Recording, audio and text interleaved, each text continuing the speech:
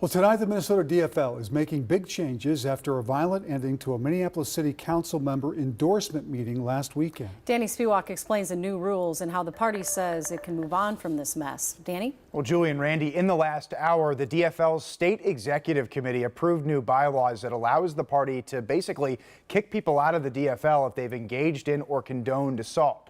And they are currently at this hour discussing a motion to permanently ban Ward 10 challenger Nasri Warsame from seeking the DFL endorsement. It comes just 5 days after this convention debacle that you see here happened on Saturday.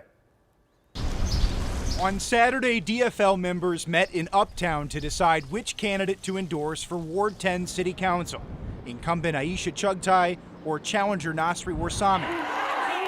But you've probably seen the video of what happened instead. You have a bunch of volunteers that are trying to control absolute chaos. Mike Erlandson served as Minnesota DFL chair from 1999 to 2006. It's a real poor representation of political engagement, and so it's good to see that the state DFL leadership is meeting.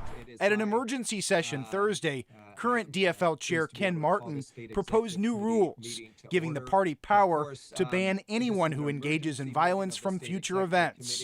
This will allow our party to immediately respond and to move forward. Martin and Councilmember Chugtai have blamed Warsame's campaign for escalating the conflict. The Warsame campaign poured fuel on them until some of their supporters decided to lash out.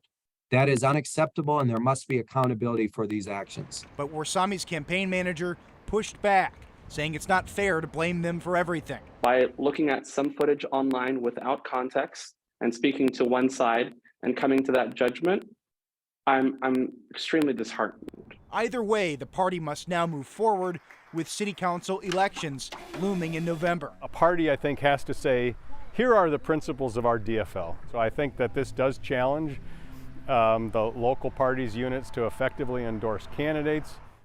Although the DFL State Executive Committee approved the new party bylaws tonight, the party's Central Committee, which is separate, must now ratify them, which is expected within the next 10 days. Randy.